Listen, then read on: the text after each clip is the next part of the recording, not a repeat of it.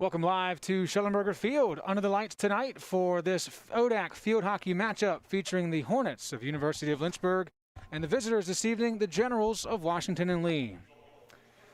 And of course, we're looking at LHSN. That's who we are. And I'm Joe Hutzler narrating your journey tonight from Schellenberger Field as we are excited for this matchup. We have been since the schedule came out. In the last four matchups, we are tied at 2 apiece with these two teams. If you go back to the fifth matchup, Lynchburg holds the series 3-2, but it is super tight, always a good matchup, and we're looking forward to seeing what tips the scales between these two teams. Is it going to be the experience of Lynchburg or the talent and skill of W&L? We'll find out in just a few moments, but we do know who will be coaching these two teams. And we're going to start with W&L's Gina Wills in her 6th season with the Generals. Coming in today, an ODAC title in 2017, two-time ODAC Coach of the Year as well.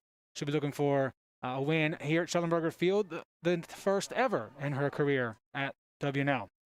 And for Lynchburg, of course, the stalwart along the sidelines, 42nd season for Coach Steele, over 600 wins. Used to coach women's lacrosse as well. They're in the news recently, being ranked in the IWLCA for the first time since that poll came out. So good vibes to start the week here on campus. Coach Steele and her team looking to continue that here tonight against the Generals of Washington and Lee.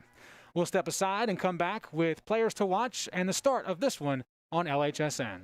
I was looking for a school that could provide me with the athletics, academics to pursue my career, a wind symphony to pursue my passion for music, and really have a nice general atmosphere. The professors here are really unique, their background and their passion for teaching. It's really a place where you can explore. Lynchburg gives you the opportunity to fail, but also get back up in that period of time and learn from your mistakes. I can make these mistakes within the school environment, but also with the support of other friends, and be ready for the real world when you graduate.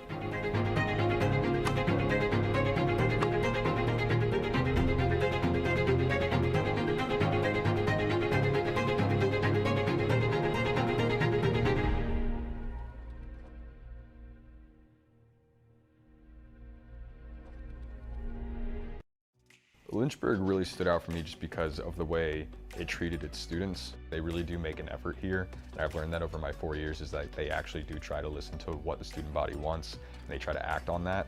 They don't really just give you a piece of paper here to then go off and do your own thing. They actually prepare you to work with different populations, which is what the world is all about. It's just working with people that are different than you. They genuinely care that everyone has the ability to go off into the world and make a difference with whatever they like. For me, that's just being basically in a room with someone helping them achieve their first goal of, I don't know, doing a pull-up. I actually do believe they want you to do the best you can to change someone's life for the better. You can be anyone here, which I think is really cool. But regardless of who you are here, they will make sure you don't fall through the cracks, which is awesome. I have realized that I've never felt lost here. I will not regret ever coming here, that's for sure. So I'm very glad that I came here. Yeah, it's actually pretty awesome. The biggest thing that I've taken from Westover is probably my interactions with faculty. I started working with Dr. Fryer. He's always available for help, and he makes sure that I get to do the experiments and not just be there while he does them. I didn't want to limit myself when I came here to just taking the prereqs for med school. I wanted to get a full, well-rounded education, and I definitely found that in the Westover program. It's given me the opportunity to keep playing soccer at a competitive level, but also it's given me the ability to be a student and to pursue other activities such as EMS.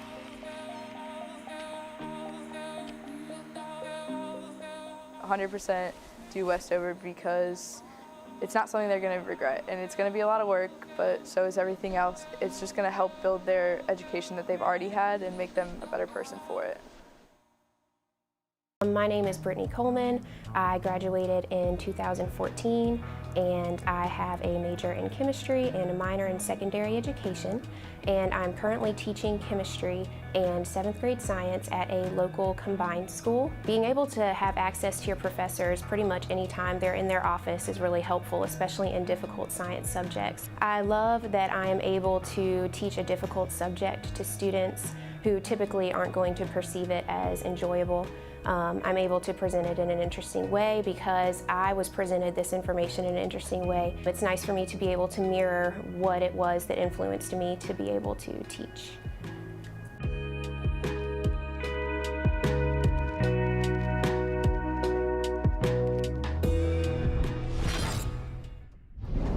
Let's take a look at our player to watch tonight for the Generals, coming in at 2-0 this season. And of course, we're talking about Grace Amadin. She's got this season 3 goals to her credit, and today was actually announced as the ODAC Field Hockey Player of the Week from a week ago. She's also the only senior on this Generals roster tonight.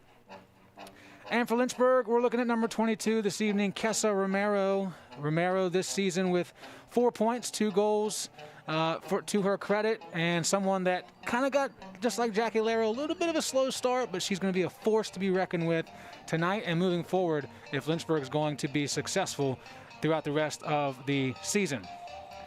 So those are the 2 players, but of course it's a team effort, and there's going to be a lot of folks that we talk about tonight as these 2 go at it once again. This is the 25th meeting since WNL's field hockey program began in 2000. Lynchburg leads it 18-6 overall, but as I mentioned at the top of the broadcast, recently it's been a split. The last 4 games, 2 wins for each program. Lynchburg holds the 5-game record, series record of 3-2. And the Generals, surprisingly enough, have never won here. Now, if you know about these programs, you can point to the fact that the Generals have a different type of turf. It's not a grassy turf. It's a synthetic, fast turf. Recent years, Lynchburg has started to play over at Liberty, who also has the same turf. And it worked last year as Lynchburg won at Washington and Lee 2-0 on that type of turf surface. So the Generals not only looking for a bounce-back victory this season, but also looking for their first win on this field ever in their program. Both teams are 2-0 on the season and 2-0 in conference play. The Generals have defeated Eastern Mennonite and Virginia Wesleyan. They have not given up a goal yet this season. Lynchburg, on the other side, have come in to this matchup 2-0 after wins over Shenandoah and Bridgewater College. They have given up 2 goals defensively this year. And taking a quick look out on the field, it looks like Lynchburg will be absent some players to start with that they were absent with for the entire game versus Bridgewater College. No Emily Dudley out there right now for the Hornets. With a quick look, not seeing her. So you will see Emily Giannis, you'll see Brooke Highland, Aaron Boatwright also on the turf tonight.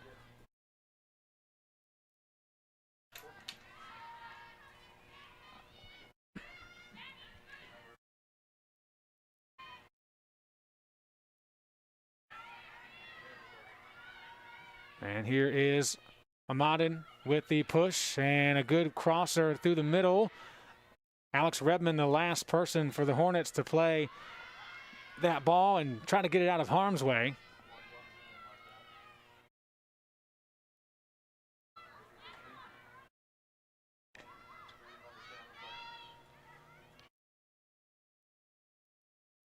It's Emma Strauss for Maggie Chapese. Hard hit, never got through. It was a good stick from Jenny Lerner.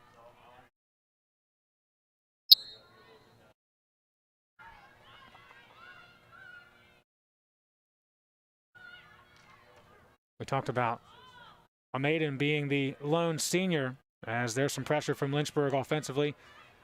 We just mentioned Jenny Lerner. She's one of 8 freshmen on this roster. Dribbling now, Peyton Tysinger. Tysinger with a good ball in the middle. Amadin right around it, as you would expect. Team leader in goals with 4, 8 points as well, so 2 better than second on the list, Freddie Tobison.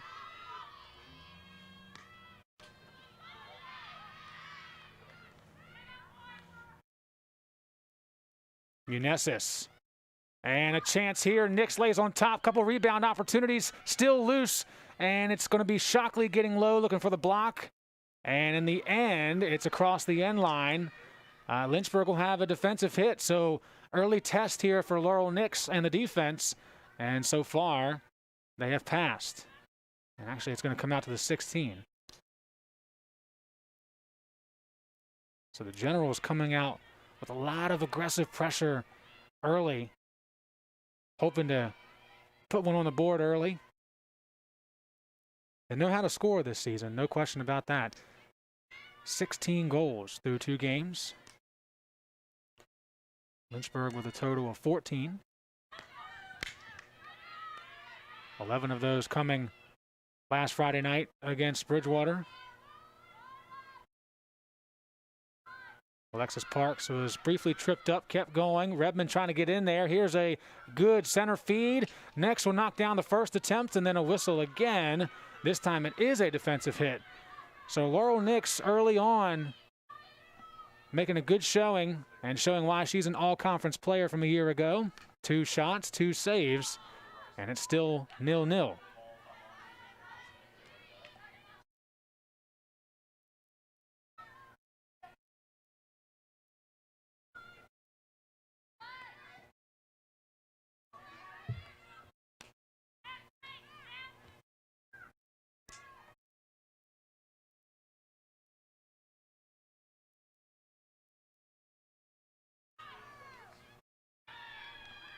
Good rush here for the Hornets, trying to counter Chapezi, and it gets knocked down briefly by Sarah Amol.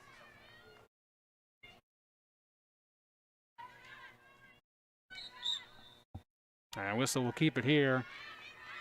Sarah Amol, 2 games played. She's played all the way through those contests, so 2 wins for her. Just 1 save so far through 2 games. She has not been tested in either of their matches. Lynchburg is certainly a team on paper that can do that.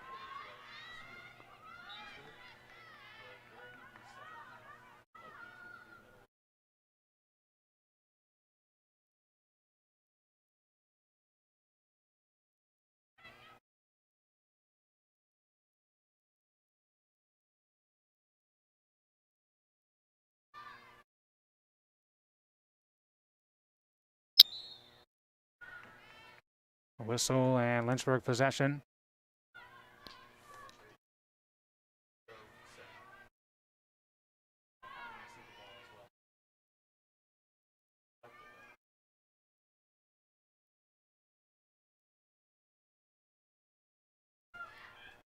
Amol comes way out of the net. Ball is loose in the middle, gets tipped in and off the foot.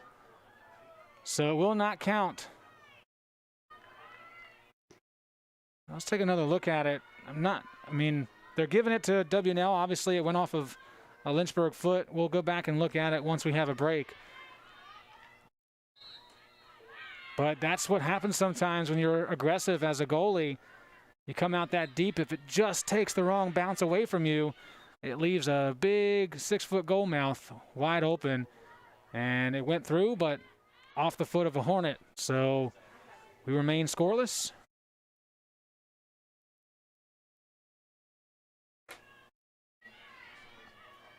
Lynchburg coming right back and sending that one wide.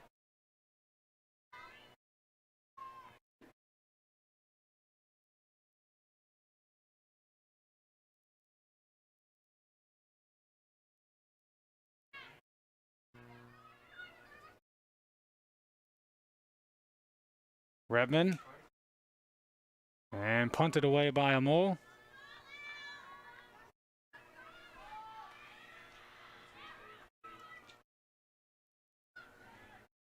Strauss with the push, connects with Redmond. She'll try it again, looking for a deflection. And off the stick of a General. Now it's Lynchburg over the past 2 minutes. Holding possession. Forcing the defense of the Generals to step up. So far, so good. Romero chops one to herself. And lays it ahead for Chapezi. Hard hit. Never got past the stick. And that was the stick of Lerner.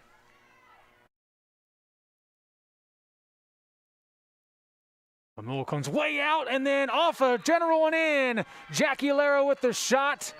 It went off the body of Freddie Tobiasen. And the Hornets with their first shot of the night. Take a 1-0 lead.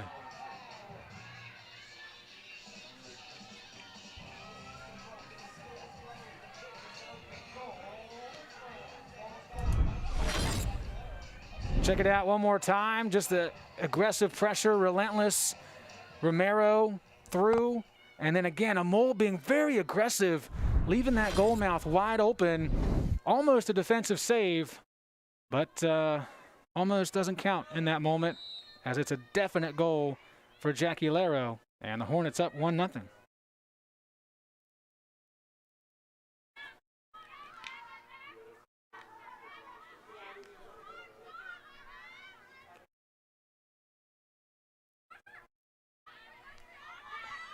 For Laro, that is goal number 3.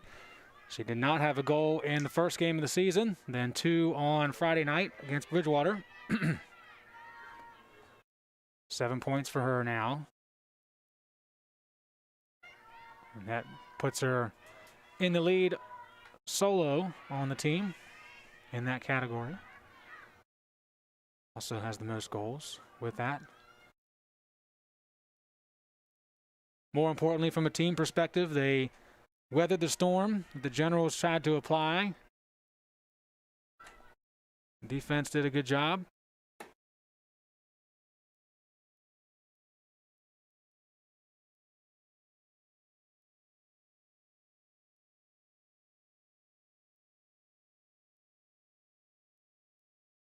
So 1 shot for Lynchburg, 1 goal.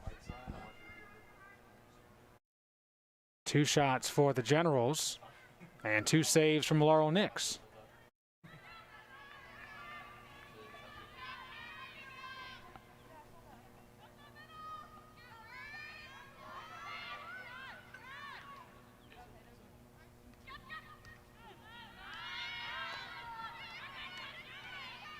Also, it seems like we have fixed the buzzing issue, so some of you may have heard that in your headphones just like I have. But it seems to be gone now, so thank goodness. It was not an attempt to, oh, we're the Hornets, buzzing. That was not the goal there. Chapese centers one again. Scramble for it in the shooting circle. Turnover to Jackie Laro. Plays it back to Strauss. Hard hit. Punted away by Amol. And picked up here by Parks. Now the Generals severely on their heels and then trailing 1-0. The early game plan of attacking early was a good one. They had 2 really good chances, but give credit to 42 for Lynchburg, making a couple stops.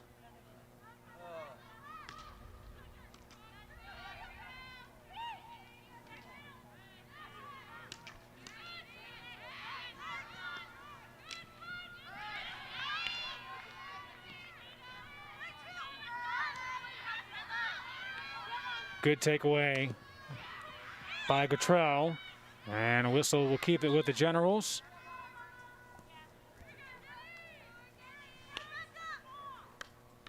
Free hit back to Tobiasen.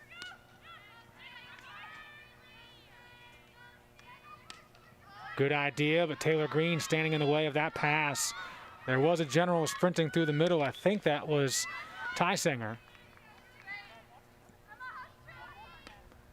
But Taylor Green has made a really nice career of being in the passing lanes of the opposition when they think they have a chance.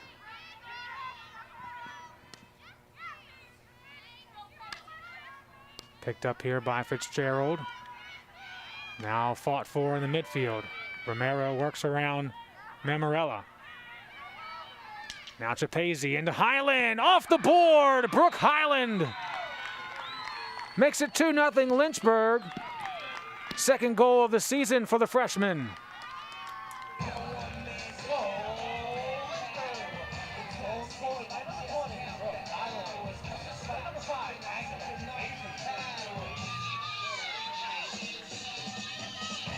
Maggie Chapese will pick up the assist on Highland's second goal of the year in a position that may not have been expecting to be in, with some players out due to COVID-19 protocols, and getting her chance again here this evening and being the beneficiary of a great pass by Maggie Chapezi. A mole way out, trying to get big. You know, as a goalie, you want to come out and take up that shooting space, make it hard for the shooter's eyes to see where the goal is. Unfortunately for 99 in blue, it didn't work against the freshman out of Glen Gardner, New Jersey. So for Lynchburg, 3 shots, 2 goals. And already a 2-0 lead. This was the final score in 2019 in Lexington.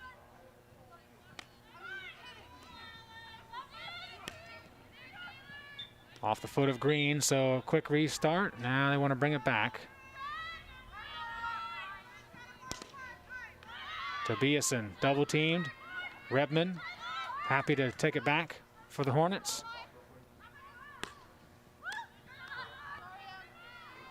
Good block laid down and giving the possession back to the Generals. Munesis, a ball that gets kicked away by Laurel Nix. Right now, you've got to go back and look at the first 2 or 3 minutes of this game. And Laurel Nix standing on her head, laying on her side, doing whatever it takes to keep that ball from going across the goal line. If the Generals score there, it changes the whole complexion, the whole feel of this game. Instead, they could not. And Lynchburg counters with 2, as we have less than 2.5 to go in the first quarter of play. The good news for the Generals is, in their psyche, they know they can get down there. All they got to do is convert, but they know they can at least get to that point. Lynchburg's opponents this season so far, the 2 opponents that they have faced, not too many times our cameras have been facing their offensive third. So that is good news for WNL if they get a chance to do it again. Meanwhile, Lynchburg looking to go to a corner for the first time. And this is where they're really dangerous through 2 games. It doesn't sound dangerous, 22%. 6 goals on 27 corners this season. But a lot of that is skewed a little bit because they had 20 corners against Bridgewater, 7 versus Shenandoah, which is a more modest, more real number. 7 corners, 3 goals that day, 3 goals on the 20 corners last Friday. And here's their first of tonight. Emma Strauss, as usual, will insert it. And it comes to Laro up top. Jackie Laro sprinting and missing on that shot attempt. Stick coming up high, close to the face of Munesis, so it'll go back to the Generals.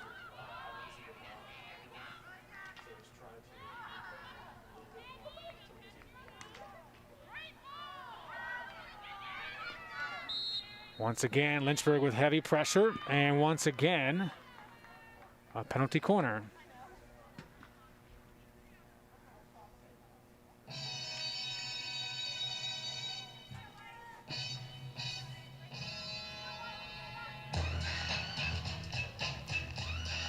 The Hornets have made it a habit with this lineup to go up to the top of the zone with Laro or her letting it through to Green behind that top group.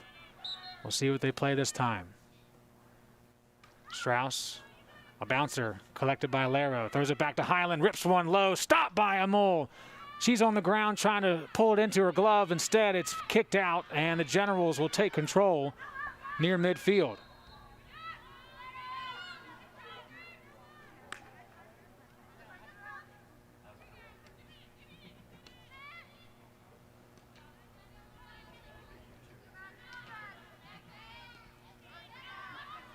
Stolen away by Romero. Into the game for the Generals, number 2, Stella Noels. Washington and Lee making their first change on the field. Stella Noels makes her first appearance of tonight's matchup with 30 seconds to go in the first. Chapezi once again sending one from the outside in, and it is taken down and away by Abby Hamilton.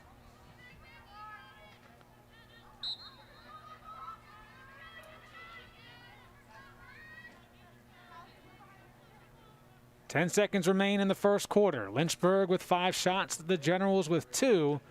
The Hornets have converted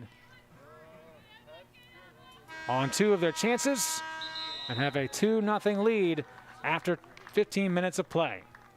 We'll step aside for a few moments, come right back, and get ready for the second quarter on the Lynchburg Hornets Sports Network. One quarter.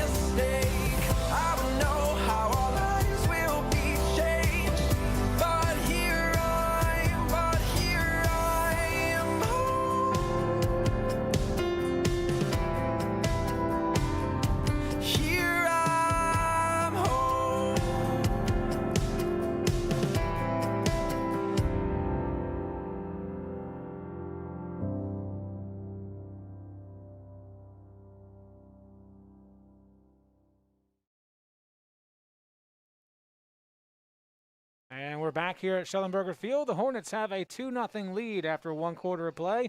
In case you missed anything, let's go back and take a peek at those 2 goals scored by Lynchburg. And the first one coming from Jackie Laro, who got it on a nice, well, maybe not a nice play, as Amul came way out aggressively, and eventually that ball played by Romero got through. So it's the 3rd goal of the season for Laro. And then Chapezi with a beautiful pass, one-timer shot.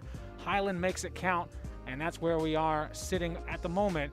A 2-0 lead for the Hornets. Many chances for them, 5 total shots compared to the Generals. Amul has 1 save. That one was pretty big there to end the quarter.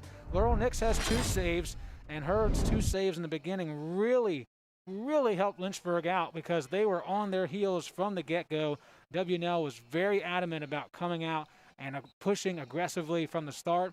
It did not work for them in the first couple minutes. Lynchburg had a chance to counter, and it did. And they're up by 2.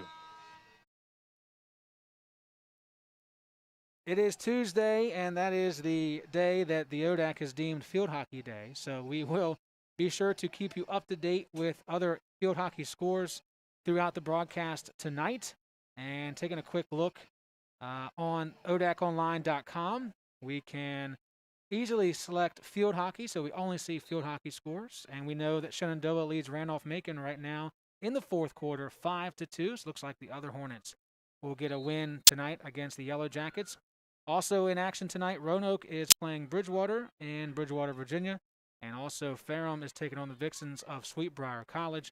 We'll give you scores when we have some there.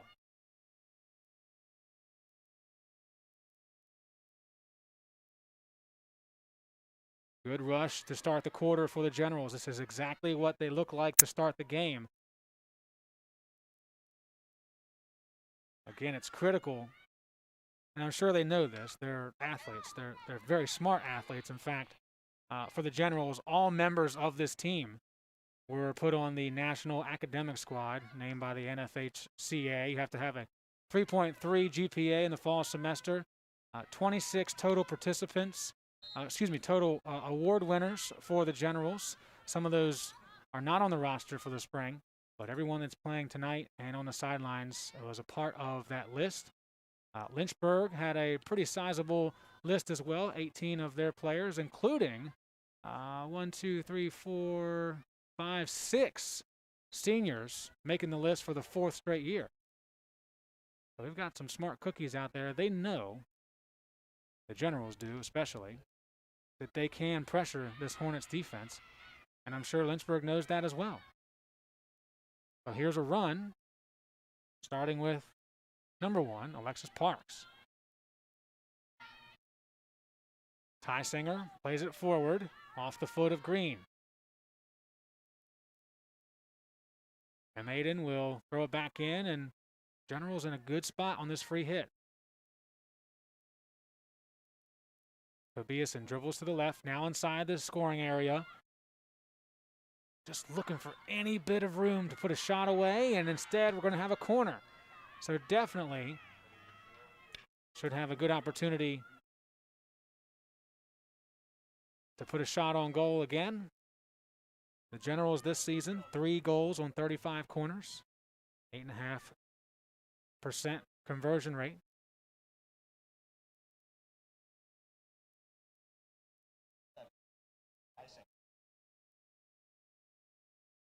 Peyton Tysinger will insert it. Looking for some open space, not found because Alex Redmond was all over Kaylee Fitzgerald. There was nowhere to go for the 6-foot sophomore. Redmond shut that down as quickly as she could.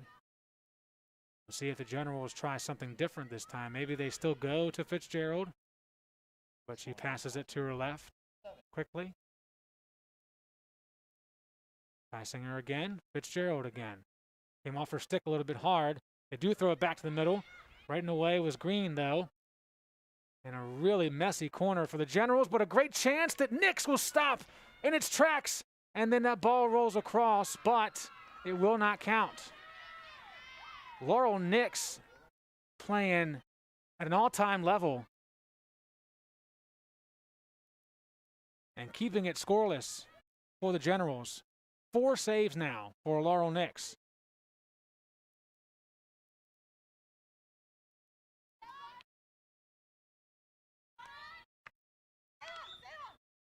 Emily Giannis working against Cottrell. Giannis and Boatwright had just touched it. Redmond, they're all members of that academic squad. Taylor Green is as well.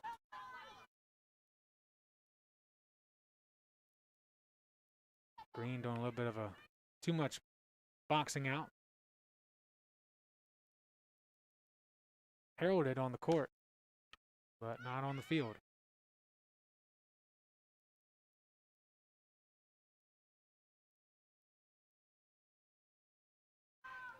Good dribbling played back to herself. That's Munesis. And a ball across the crease. Nix got in the way just to make it tough, too tough for the Generals, trying to find a way to get their stick on the ball.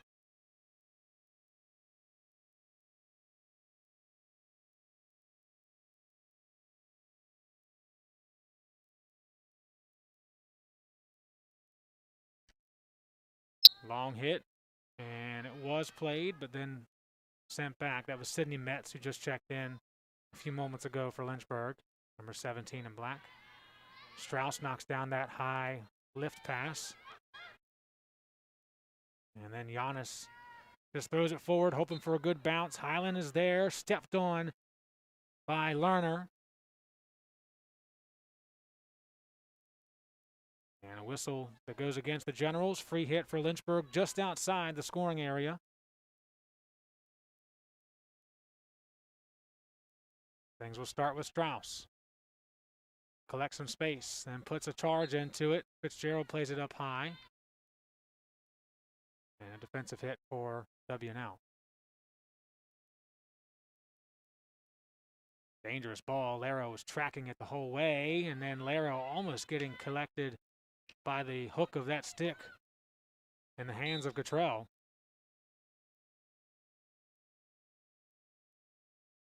Giannis. And now Laro is hit, but by her own teammate. Friendly fire. Giannis just wanted to put it inside the scoring area. It came up off a stick in an awkward way and made contact with Jackie Laro, who looks to be okay. Nervous moments for that group, for sure.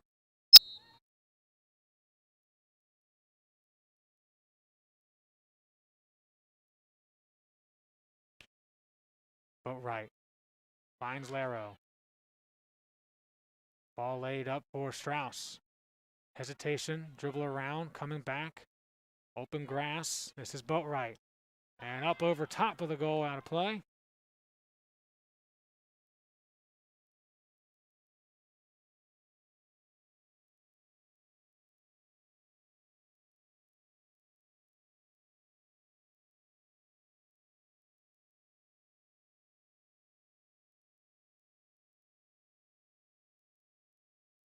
Hamilton will start things off as the Generals try to regroup, regather some of that momentum they established to start the first and the second.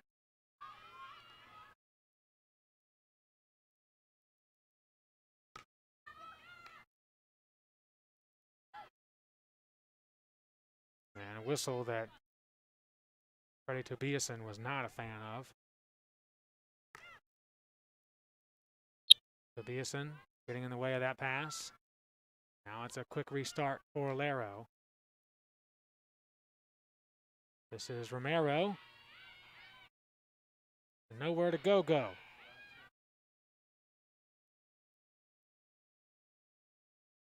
Good work by Mammarella. That midfield area for Lynchburg really standing out here this evening. And you don't have Alexis Brown. I mean, Alexis Brown is an all-state player, all-conference player in the midfield. She is not out there for Lynchburg. And this group is more than holding their own in what is looked at as the biggest hurdle left on Lynchburg's schedule. There is no NCAA tournament. There is no non-conference schedule. All ODAC opponents.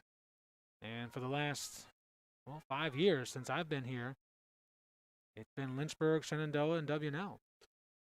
They already took care of Shenandoah 3-1.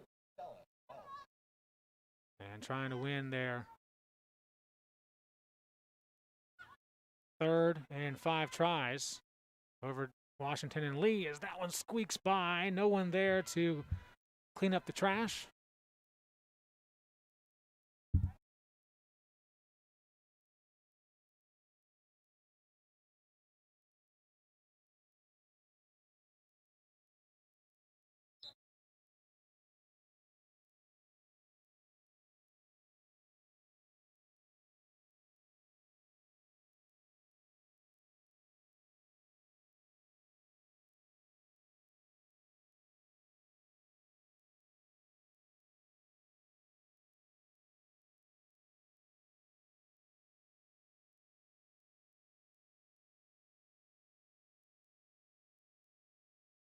Chance here for the Generals. Smacked away. Still 2-on-1. Now Green sends it back out. Redmond. Good dribbling. Then a nice poke. And then back in. Crosser deflected off Strauss. This one will come back out.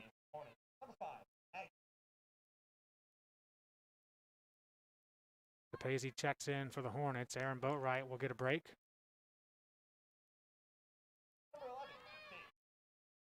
Also have Kate Seary in action again. She did not play in the first game of the season. Got her chance last Friday night. Someone who transferred in this spring semester for the Hornets. As here they go again on the run. Highland looking for a crosser. Stopped by a mole. Gets behind her. Loose ball for Seary to scoop up. Good defense. Not making it easy on Seary at all is Tobiasen. Tobiasen working against 2 formidable Hornets as Redmond takes control along this near touchline. And a beautiful connection on that pass. Tobiasen putting in great work for the Generals. Good ball played back from Unesis. Another great ball on the lead and across the crease. Ushered wide by Nix. But Allison Pitts, who just stepped onto the field, had a really good chance after a great pass that connected to her stick. That's why the Hornets cannot hang their hats on a 2-0 lead. Generals haven't been able to score yet, but they will continue to make good passes and have great chances. They just haven't been able to answer Laurel Nix yet.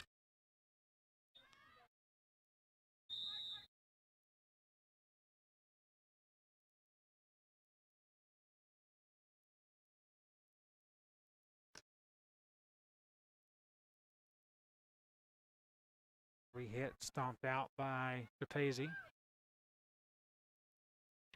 Here's Pitts. Intercepted by Green. And Whistle keeps it with the Generals. Tobiasen to the middle. And a low shot that goes wide off the stick of Fitzgerald. Did not touch anybody. So it's a defensive hit for the Hornets. That is definitely a shot I don't want to be in front of. Kaylee Fitzgerald standing at 6 foot tall. She can step into one, hit it as hard as she can. I'm just jumping out of the way.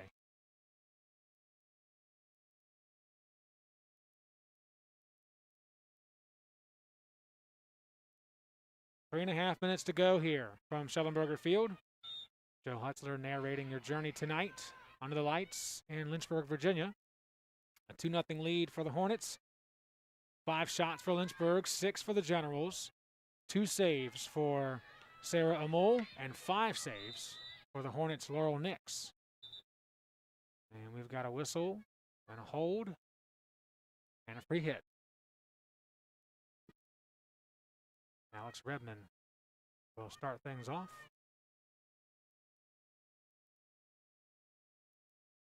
A stalwart on that back line for Lynchburg.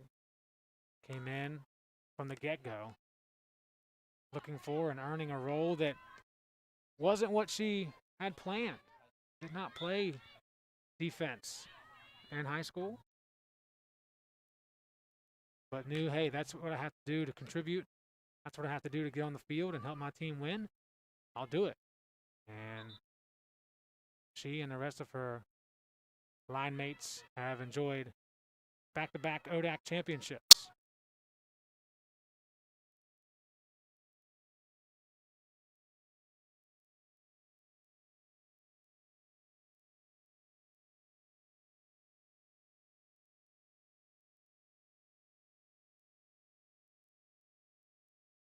Strauss splits 2 defenders.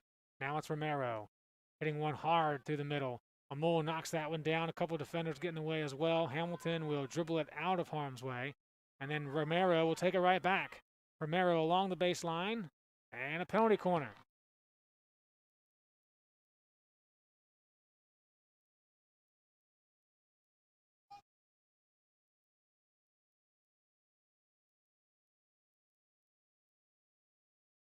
Third corner of the half. 2 minutes remaining.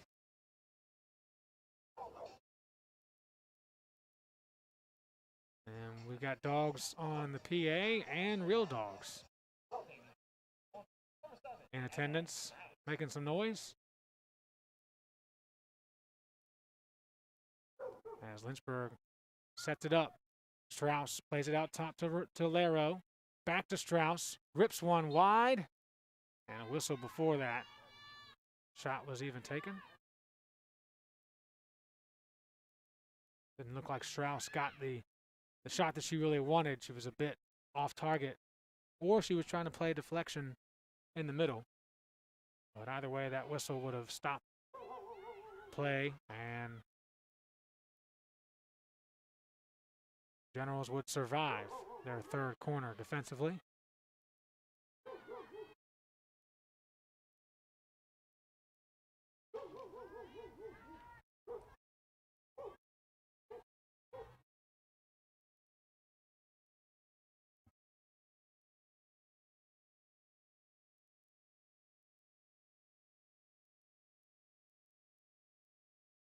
One minute remaining in the first half.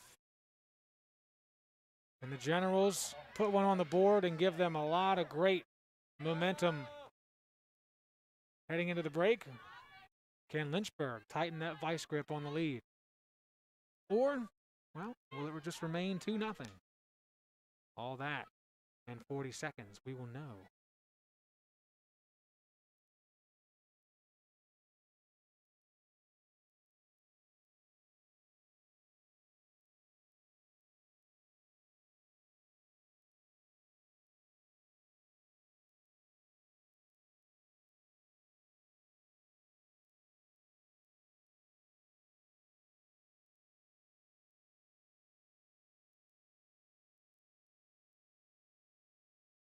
Under 10 seconds to go. Lynchburg has one more push in them. Romero going deep off the back leg and out of play off McCullum. And that will do it. 30 minutes in the books. Lynchburg getting goals from Lero and Highland. They lead it 2-0 on LHSN.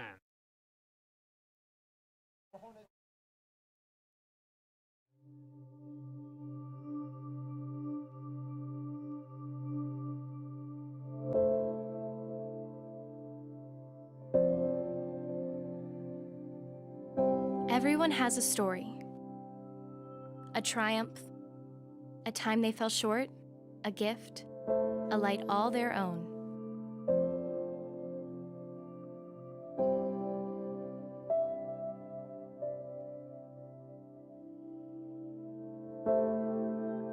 Every story has a beginning. For us, our stories began long before we got here, at the moment we discovered we had something to share with the world.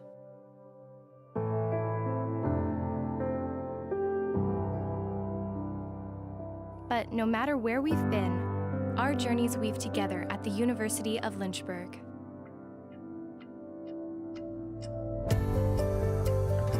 Since 1903, we've grown from a handful of students to a diverse, dynamic community of students, professors, staff, and alumni around the world. In a community that supports who we are and who we want to be, we're on a journey to find where our passions lead so we can lead others to find theirs. Together, we have more experience, we have more knowledge than we do alone.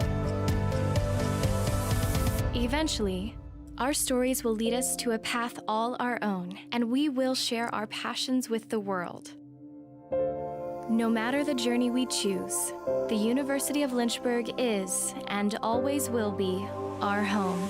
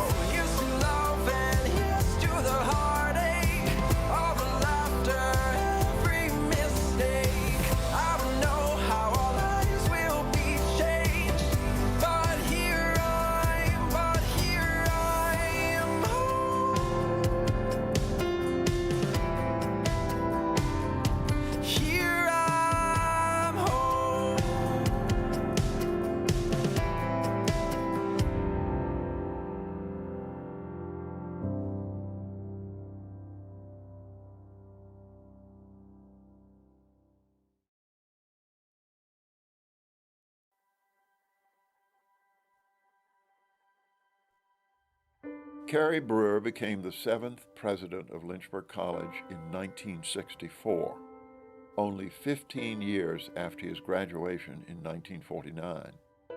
During those intervening years, he had earned a PhD in public policy from Harvard, served as an aide to 2 major congressional committees, and was the director of emergency preparedness in the Kennedy administration. Returning to his alma mater, he hit the ground running. Dr. Brewer initiated a change in the college charter to allow students of all races to enroll. He cut the standard faculty teaching load by 20%. He improved faculty and staff salaries and increased the size of the faculty and the student body.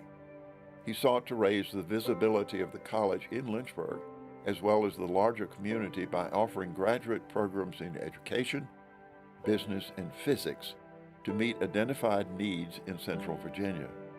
An enthusiastic fan of LC sports, Dr. Brewer added administrative support to the college's athletic programs, resulting in the emergence of Lynchburg College as a national athletic power.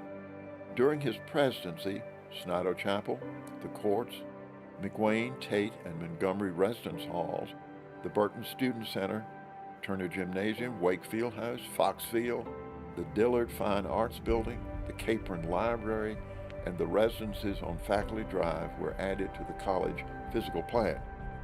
Also, Memorial Gymnasium was transformed into Hall Campus Center. Carnegie Hall was converted into faculty offices, and the surviving World War II Quonset hut was remodeled into the psychology building. However, Perhaps the greatest legacy left Lynchburg College by Kerry Brewer is the attitude embedded in his oft-repeated statement that a great college is always in the process of becoming. In the decades since he retired, Lynchburg College has become a university and has continued to grow and change, moving ever closer towards becoming the institution envisioned by a 36-year-old neophyte college president over half a century ago.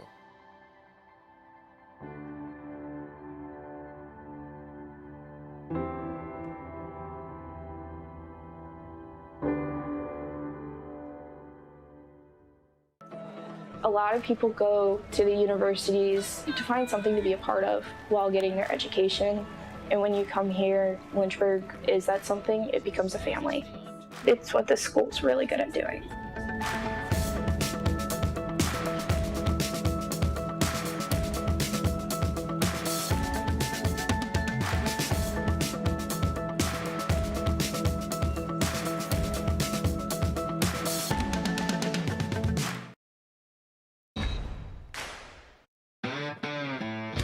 Halftime here at the University of Lynchburg. The Hornets lead the Generals 2-0 after 30 minutes of play.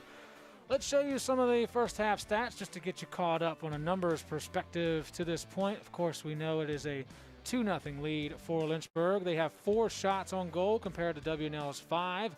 3-2 penalty corner advantage, and Laurel Nix has been fantastic. 5 saves on 5 shots faced. She has all 5 for the Hornets.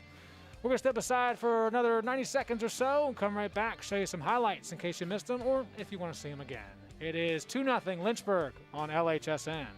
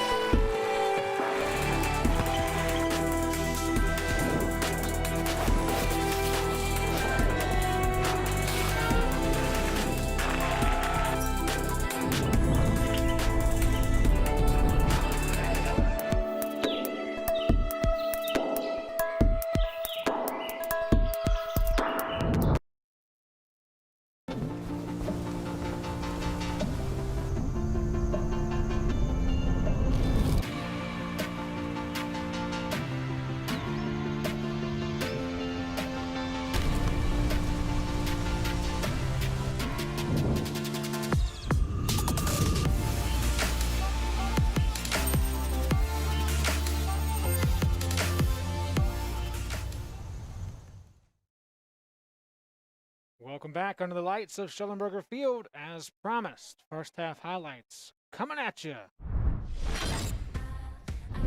And we're going to see, a good share of both teams having chances. Lynchburg, though, capitalizing on theirs. That's the first goal of the game. Amul was a bit aggressive.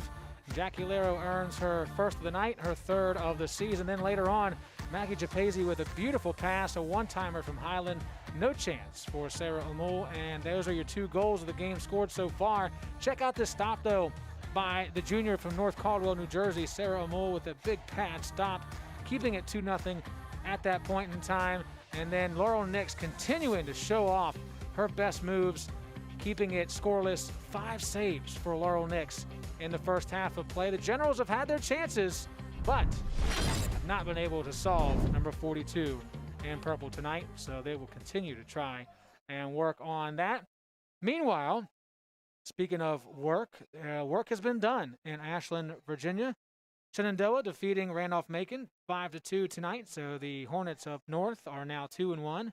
Randolph-Macon drops to 0-2, and we do have a score now in the start of the third quarter. Roanoke leading Bridgewater 1-0, and then Ferrum and Sweetbriar currently scoreless after 1 quarter of play. Those are the other games going on tonight in the Old Dominion Athletic Conference. You can check them out anytime you want. Standings, schedules, records, archives, All of that information at odaconline.com. Same thing can be said for both of these two teams and their respective websites, generalsports.com, lynchburgsports.com. Both sports information departments do a fantastic job of not just keeping you up to date on what's going on right now, but being able to harken back to the past and bring up some stats that matter to give you perspective. And if you're ever curious about how many shots is the most ever in a field hockey game, who has the most saves in a single game, it's all right there at both teams' respective sites. So you're in good shape no matter which one you visit.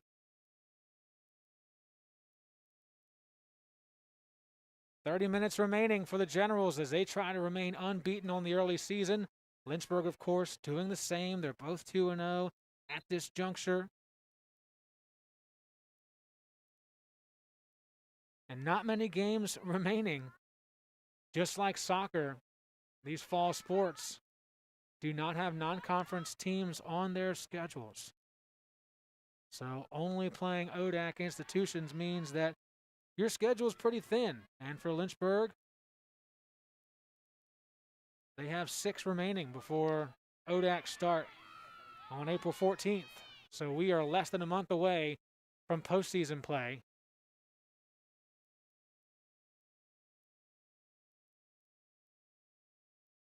And we expect these two teams to be there, battling one another once again,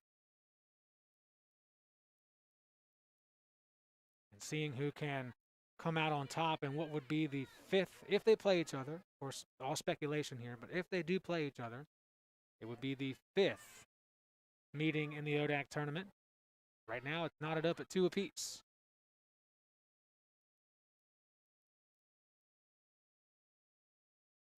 Just like the last 4 games overall in this series.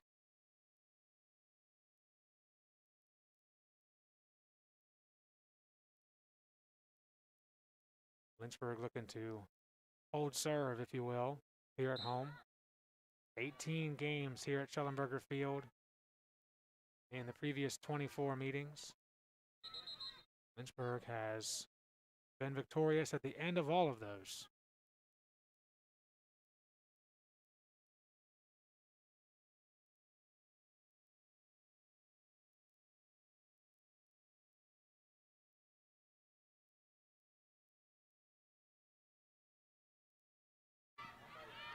So far, a pretty big stalemate between these two as they try to establish some momentum that each had at certain points in the first half. Saw a pretty good counter there to the middle of the field, and then Taylor Green squashed it. And the Generals will try again. Fitzgerald whiffing on the pass attempt. So Strauss stays right with her. And the whistle will give it to W&L.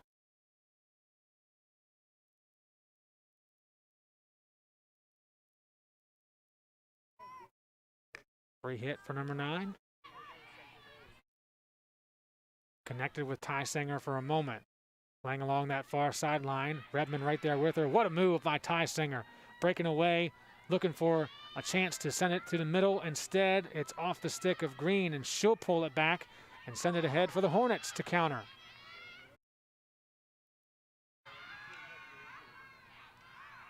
Laro keeping low to the ground, keeping possession of the ball, until stepping into it was Jenny Lerner.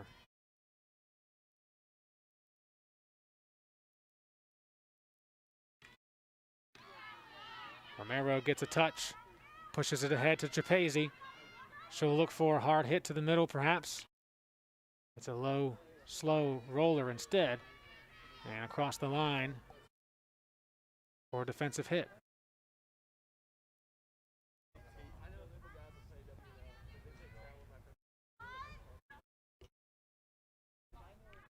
Good work keeping that ball in play. That was nice hand-eye coordination from Mammarella.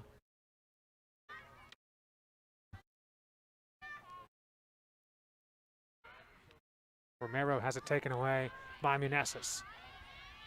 Now can the Generals get enough help on the trail? And will it matter? Redmond just stopping things in their tracks at midfield. And now it's the Hornets with all the numbers to their advantage. Giannis along the end line. Amul comes way out. It's loose. Lero has a chance, shoots one, and kicked away by Amul.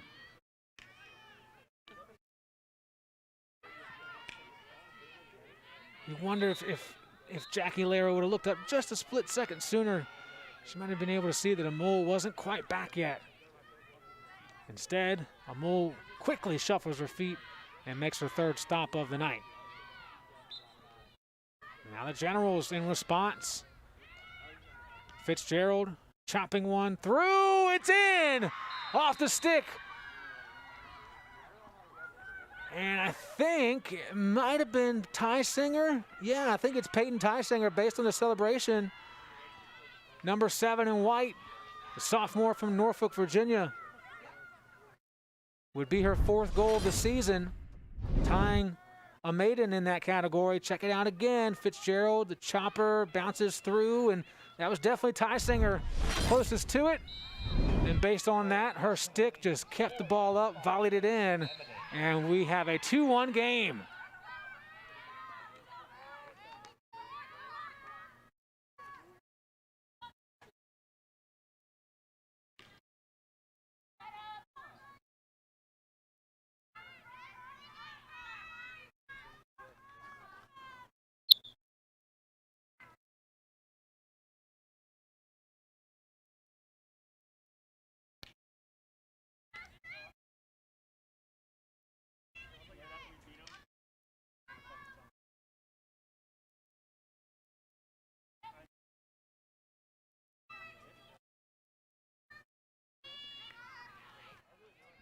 Free hit for Shockley.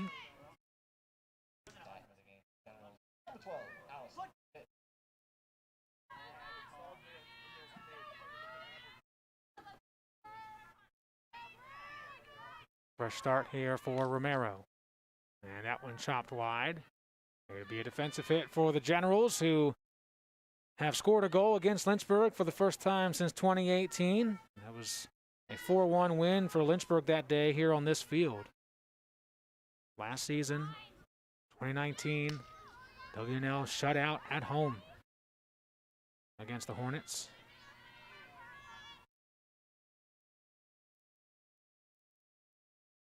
WNL came here to play in the ODAC tournament Final Four, but fell to Shenandoah.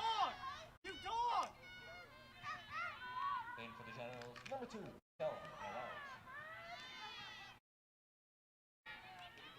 Aaron Boatwright got that one off. Amul kicks it away. By the way, Stella Noels is back in the game.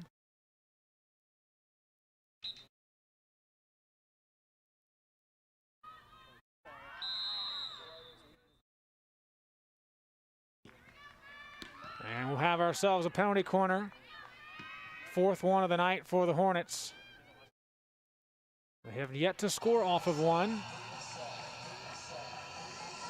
But if they would score here, it would fit with their percentage on the season. We told you earlier in the broadcast, they are converting 22% of the time. taking this corner for Lynchburg. Number 7, Emma Strauss will start things off per usual to the left of the goal as we see it. And an infraction from WNL. They must have been quick out of the gate, too quick, in fact. And so we will try it again.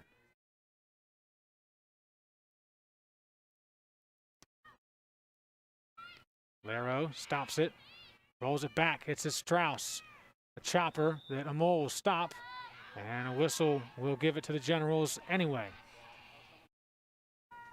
New life for Washington and Lee. Amul let the first 2 get by her, but since then, she's been able to stop 3 consecutive shots faced. And her offense has helped her out with a goal here in the 3rd quarter. That came off the stick of Peyton Tysinger.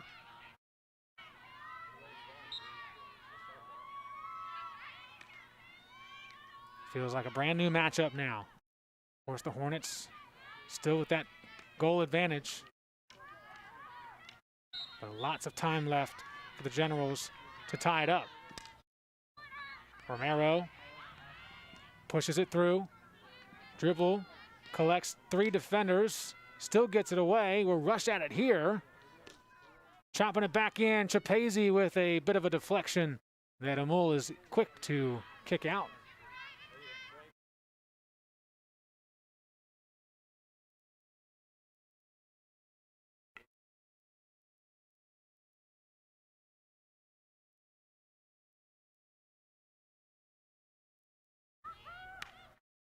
Strauss sends one low, collected by Munesis.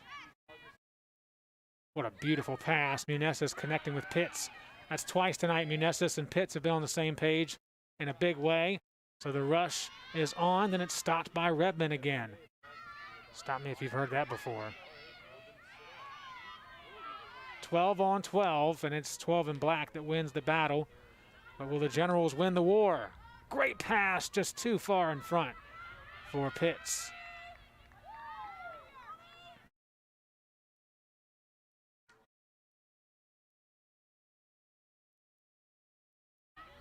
Stalemate here, and it's Boatwright, the freshman, who wins it away. And the whistle will keep it with Lynchburg. 5:45 remaining in the third quarter. 2-1 game in what some believe is a preview of the ODAC championship this season. I may or may not be one of those folks.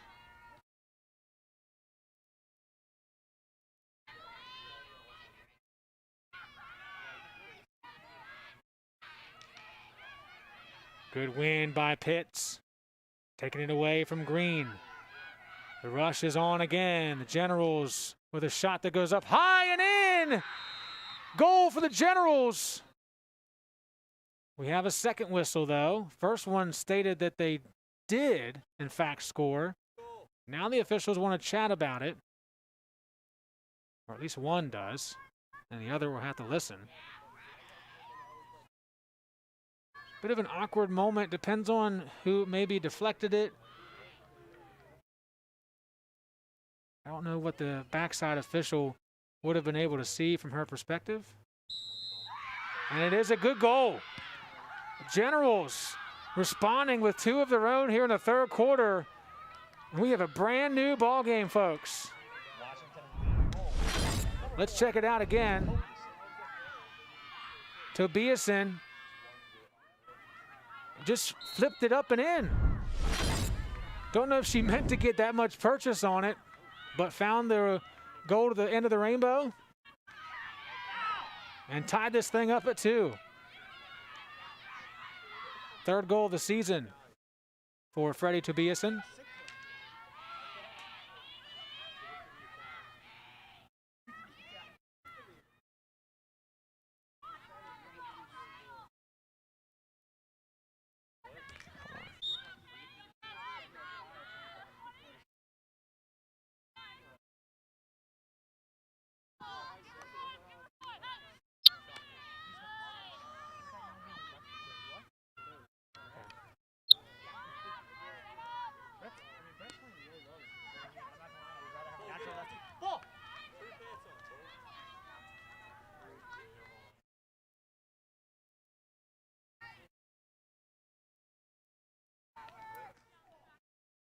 What a fantastic quarter for the Generals. They put Lynchburg on their heels early, could not convert, come out in the third, and really have dominated time of possession. A couple good chances for Lynchburg that Amol has been able to stop, but nothing too serious like this one right here. It'll turn into a corner for the Hornets. More importantly for the Generals, they have capitalized on their chances. And that's why we have a 2-2 game, 3:46 to go in the third quarter. Each team now with 8 shots apiece. Barl Nix still with 5 saves. Sarah Amol with 2 more than she had at halftime. Now with 4 total. And Lynchburg looking at their 5th corner. They have not converted yet on their penalty corners.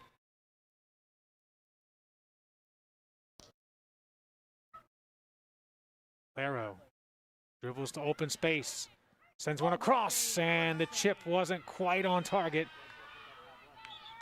Giannis was waiting on the other side of the goal mouth and it never found her stick. But it will be Lynchburg holding it in their offensive third. As we get a substitution on the back line, Sarah Miller-Richards checks in for the first time.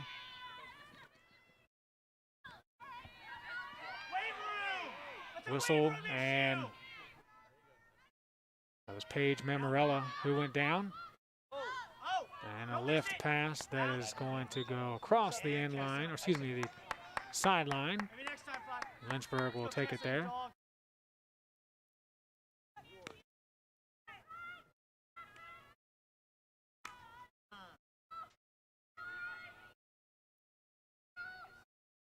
Redmond.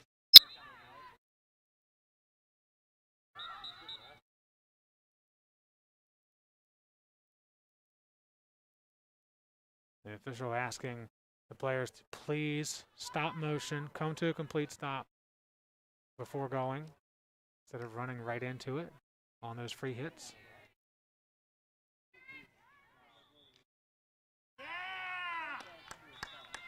Lynchburg holds on to possession, 2:14 to go.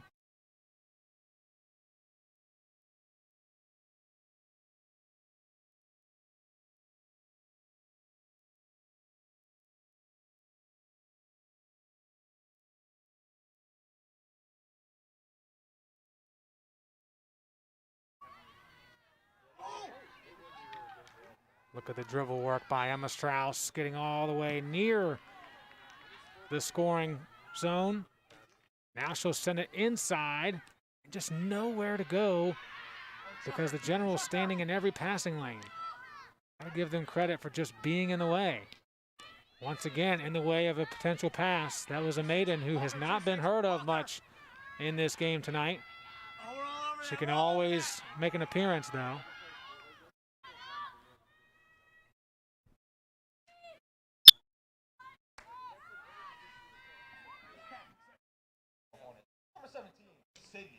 Sydney Metz returns for the Hornets as that ball goes across the sideline. 65 seconds to play in the third. Boy, is this going to be a fantastic finish. If it holds 2-2, 15 minutes remaining.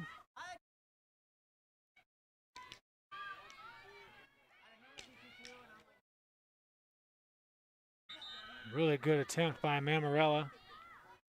Just couldn't get it through the weeds there.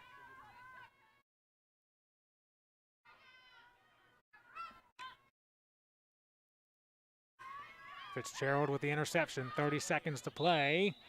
Whistle keeps it with the Generals. They've got two here in the third quarter, looking for another. Running it down, trying to get it away from Redmond. That was Tysinger.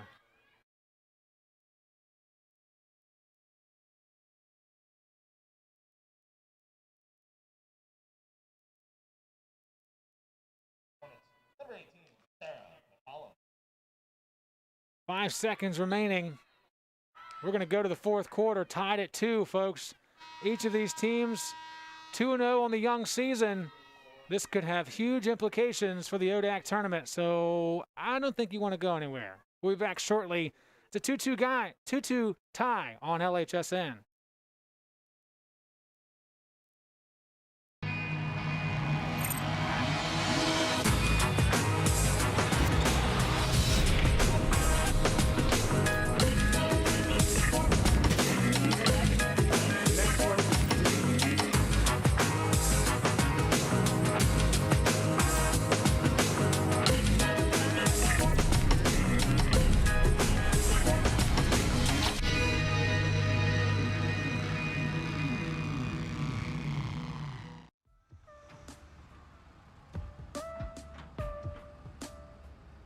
Well, yesterday morning, they began the deconstruction of the former scoreboard here at Schellenberger Field.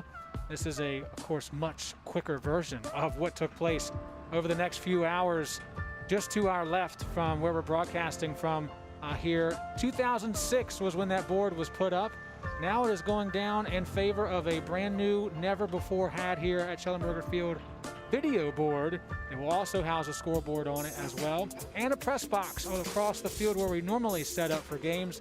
It'll be enclosed. It'll have AC. It'll have heat. It'll have all the stuff we need already inside of it, so no longer having to move it from office to press box. It's going to be great when it's completed in April. There's a look at it yesterday when it was done.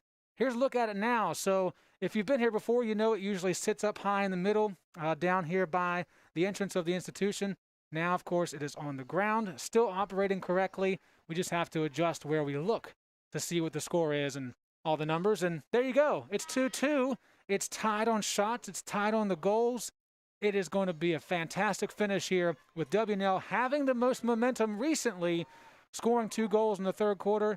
Lynchburg trying to regather what they had in the first half of what was a pretty good, dominating 2-0 first half for them.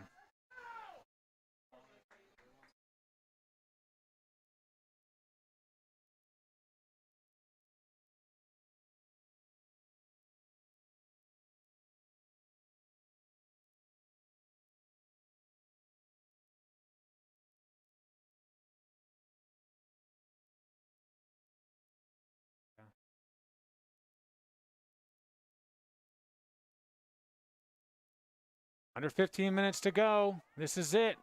We will have extra. Who knows?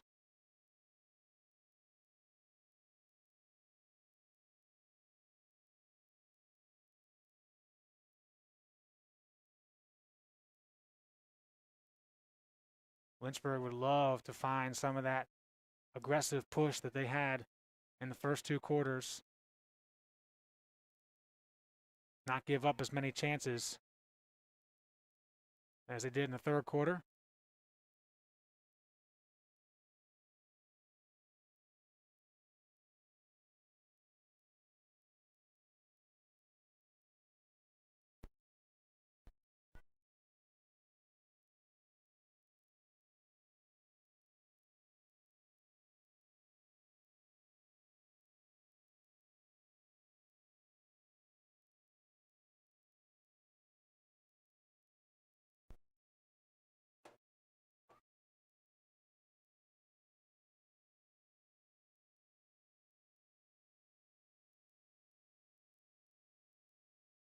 Good ball played ahead. Alexis Parks picks it up. Taylor Green slows things down, and the whistle will give it back to Lynchburg.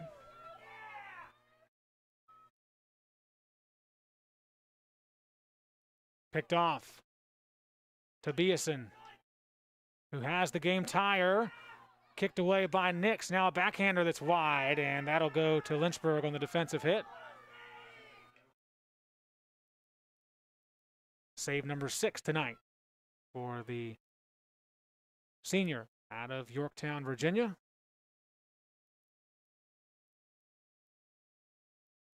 Four-year member of that NFHCA National Academic Squad.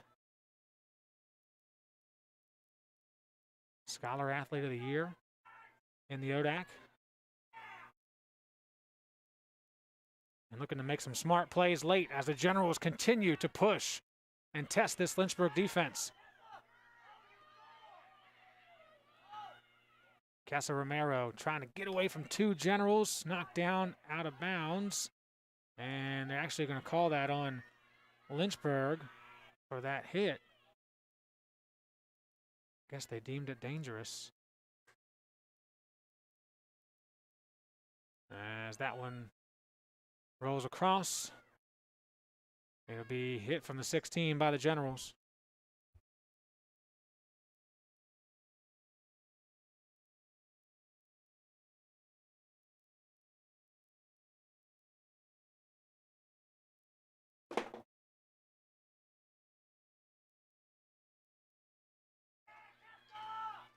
Romero steps in front of that. McCullum chasing it down.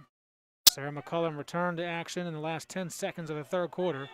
Gets a start here in the fourth. And a push.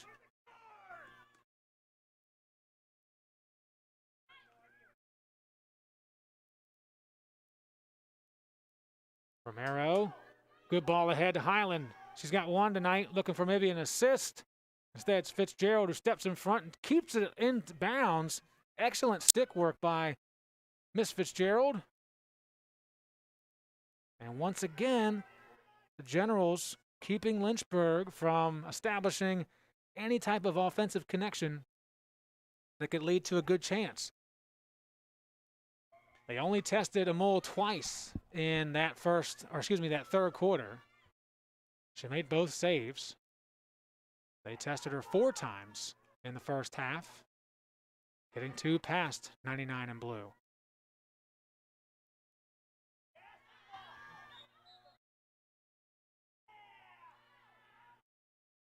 Strauss had that hit glance off of Fitzgerald.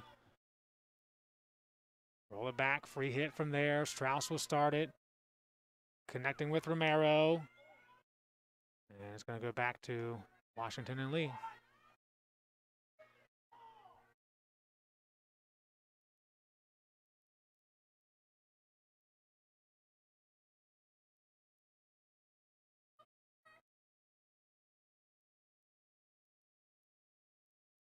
Hamilton's pass didn't have enough on it. So Lynchburg gets in the way of it. A Maiden will chase it down. Whistle gives it to McCullum and the Hornets.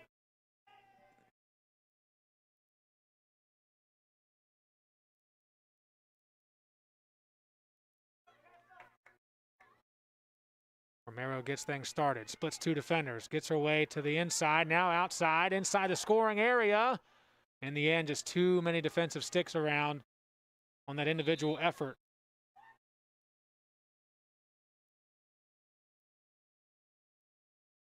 That ball gets through. 4-on-4 if the Generals hurry. Redmond tries to slow down the process. Tobiasen forced to slow down. And now the whistle will keep it with Washington and Lee.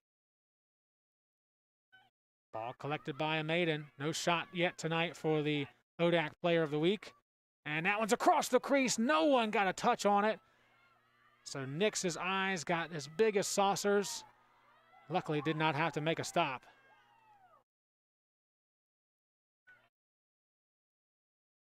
Good ball for Laro. Laro's got some help in the middle. That's Sydney Metz on the run up ahead. Now Laro has to deal with the double team. Lauren Litzinger in the game. She's along the end line right now for Lynchburg. Stella Noels is back in for the Generals. This is Romero. Lost it. Good block tackle laid down by Mammarello. And a counter for the Generals, swiped away by Boatwright.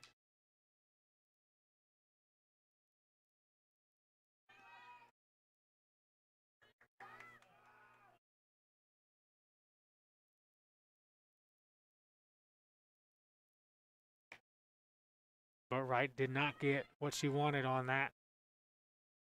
Right away was criticizing herself for that hit.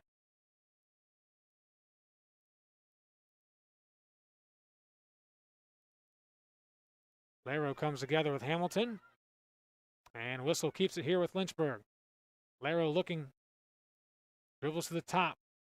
Leaves it off for Strauss. And Strauss had it picked off by Fitzgerald. Lynchburg has not been able to get anything going inside the scoring area here in the second half. Credit to W&L's defense, making the adjustments necessary to get in those passing lanes, stomp out any good chances.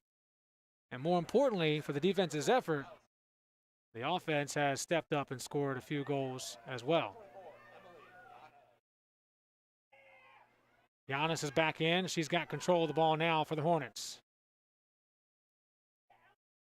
Puts in the jab. Mammarello has been heavy around the ball the last couple of minutes. Another good pass connecting to Pitts. Green and Pitts going after it. Then Redmond steps in for some help. Pitts creates some space. Redmond with the interception. And most importantly, in those moments, Redmond did not have that ball go off her foot. She was inside the scoring area. Would have been a corner for the Generals. Instead, they move it out and play it in the midfield. Just 6.5 minutes to go in regulation. tied at 2. Both Lynchburg goals coming in the first half.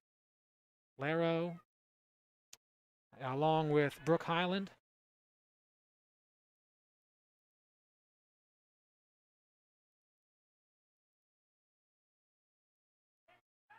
Washington and Lee getting goals in the third quarter. Tobiasen with the game tire.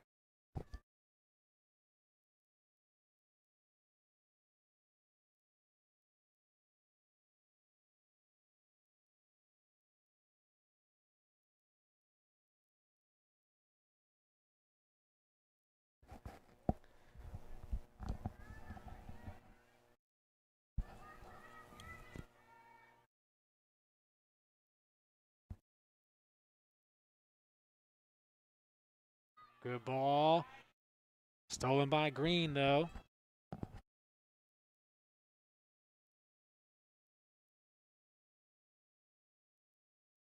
A Maiden trying to force one in.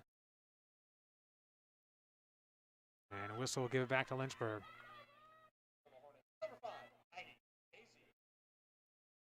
Maggie Chapese steps back on the field for the Hornets. Hayden Shockley also back in. So the Hornets going with that starting lineup here with under 5 minutes to play in regulation.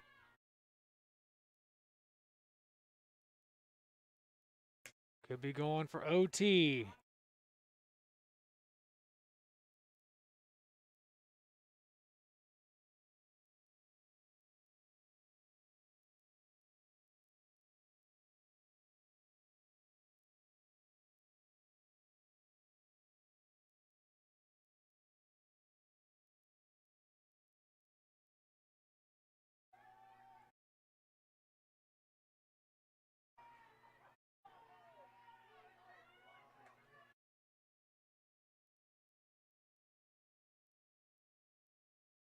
It's Romero. Whistle keeps it here with Lynchburg.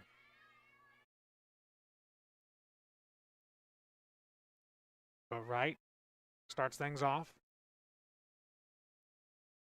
Work itself inside, and it will stay in play. So Lynchburg plays on. Chapezi's shot kicked away by Lamole. Never touching the wrong part of someone's stick or foot. Excellent play by all. And we continue until Almeida not able to hold that ball in play.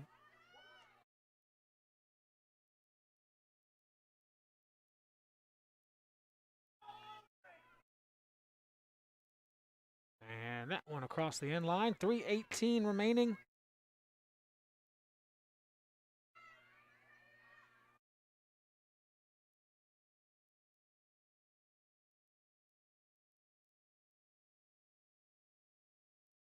Going back through the list of games in this series, there has yet to be an overtime match in the previous 24 meetings.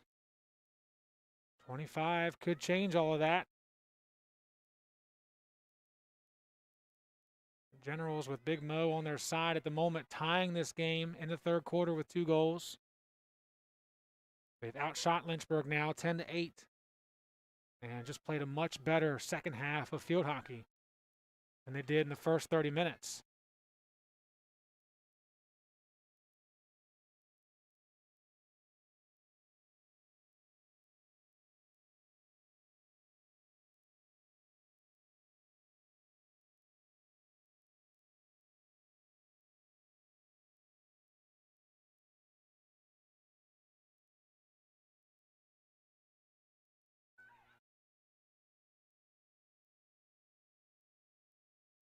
Pitts plays it through the middle, and Redmond steals it away from Tobiasen.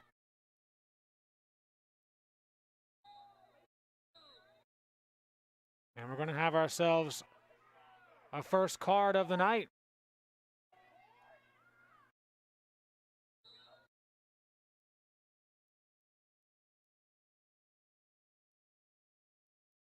Lynchburg will be given their first card of the season with less than 2 minutes to play, so they will be without one of their players for the duration of regulation.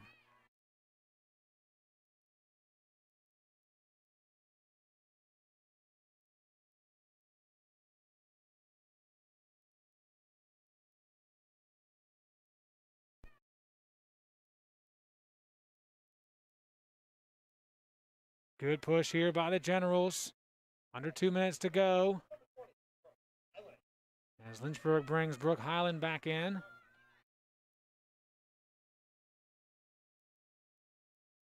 Right now, Lynchburg just needs to keep the chances to a minimum.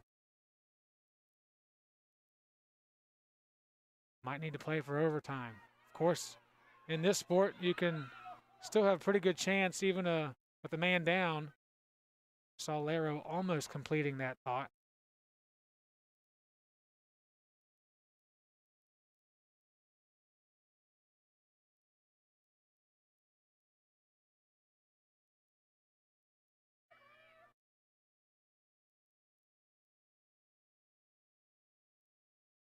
Munesis.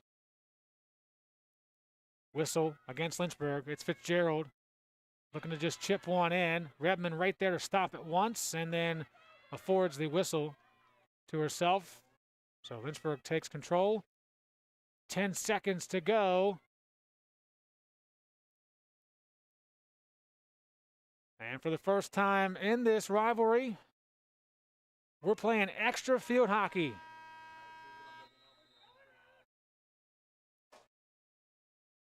Under the lights of Schellenberger Field. Overtime coming your way next on LHSN. My name is Jen Hyde. I graduated in 2018 and I got my major in philosophy, political science, and I minored in human services. And career-wise, right now I work at a residential treatment center for juveniles with sexually reactive behaviors. I would say the biggest advantage is definitely that it is a small campus. You know, you get to have that one-on-one with your professors. They're willing to help you out. They're going to get to know you more than just a student that they're teaching. You know, they really invest into your lives. Definitely use every resource that you can kind of get at Lynchburg. There's tons of mentors within the professors, the faculty, the staff here, your peers that are here. You have so many options that you can take. There's so many classes, you know, even if it's not within your major, if there's a class you're interested in, take it. Kind of explore your options because Lynchburg does have such a wide variety of different things that you can do. You know, be involved, become a well-rounded individual because Lynchburg sets up the support to where you can do that here.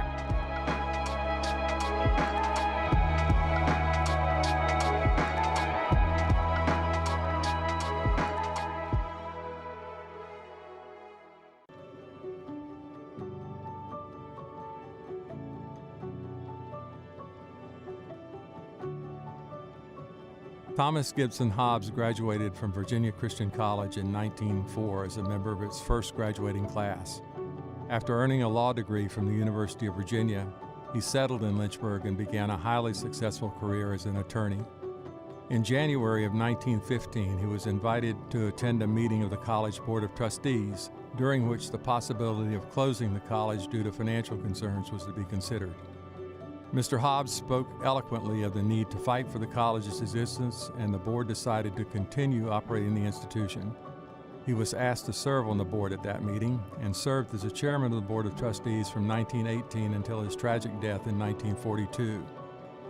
Mr. Hobbs was a guiding light as the college changed its name to Lynchburg College and moved toward becoming an accredited liberal arts institution. His relationships with the economic power structure of the city played a critical role as the young college struggled financially through the depths of the Great Depression. His belief in Josephus Hopwood's vision of the college never wavered, as reflected in his message to the student body in the late 1930s. Lynchburg College, with continued wise leadership, is just on the threshold of development into an institution which will, in still larger measure, build sound leadership in church and school and state, a leadership which will look for its reward in the consciousness of service rendered and a task well done. Upon his death in 1942, the Board of Trustees unanimously adopted a resolution of appreciation which named Mr. Hobbs as, quote, the college's greatest leader, unquote.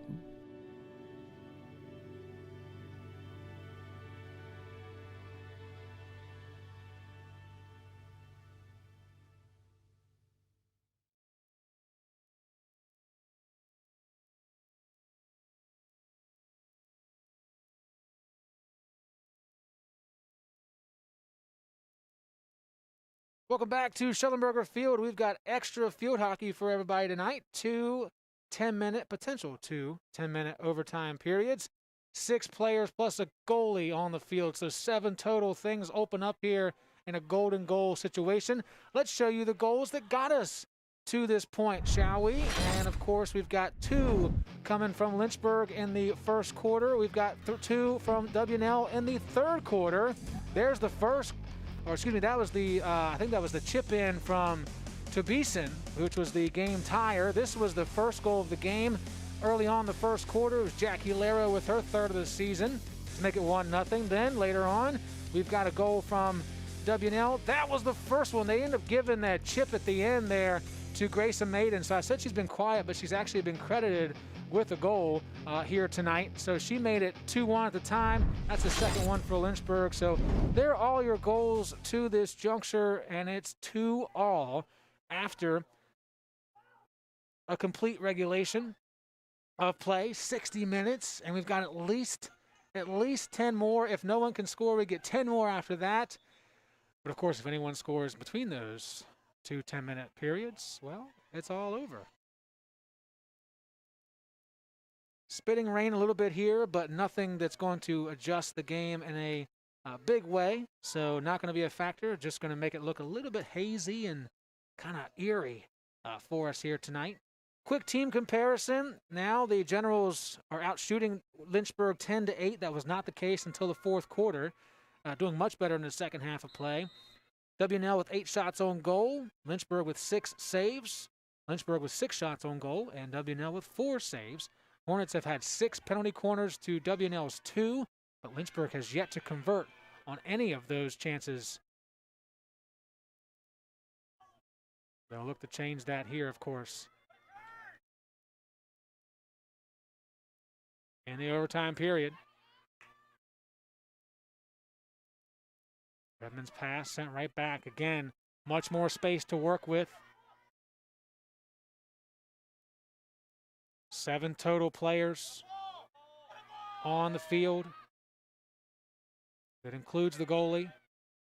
Laro works her way inside, cuts it back to the middle, penalty corner. Very smart play by Laro just to get it in deep, looking for a ball off the foot. As I just mentioned, 6 penalty corners to this point. They have yet to convert.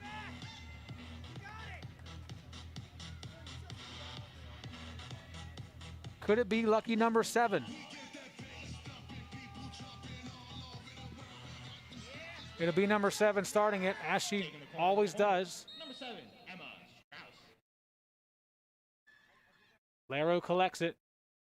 Laro will dribble inside. Laro backhands one across the crease, through and in! That's it! The Hornets win in overtime.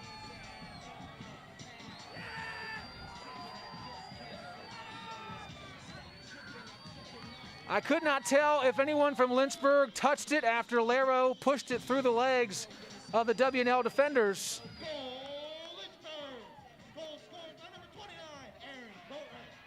They're giving the goal to Erin Boatwright, the freshman with her 3rd goal in 2 games. Check it out again. The 7th corner of the night is the lucky one for the Hornets. Laro pushing it across. There's Boatwright with a deflection across the line. And yes, indeed, the freshman gets the OT winner, just as Jackie Laro did when she was a freshman, an OT winner against York. It's Boatwright tonight with an overtime thrilling finish against the Generals of WNL. Did that not deliver what we thought it would? Oh my goodness, if that is a preview of what we can expect coming up in the playoffs, I cannot wait for those days to get here. Your final score tonight is 3-2, Lynchburg winning it in overtime. They are now 3-0 on the season. WNL suffers their first loss of the year, and it is their 3rd straight loss against Lynchburg overall, and they are still winless on Schellenberger Field. Time for us to head on out of here. And before we do, we're going to show you some highlights to recap what we saw tonight. A thrilling action packed game under the lights here on LHSN. Thank you so much for tuning in. We hope you enjoyed it as much as we did, and we hope you come back for our next broadcast Thursday, 6 p.m. Lynchburg volleyball against Averett right here on the Lynchburg Hornet Sports Network. Until then, I'm Joe Hutzler saying so long from Lynchburg, Virginia. Remember, it's a great day to be a Hornets, and we are one nation.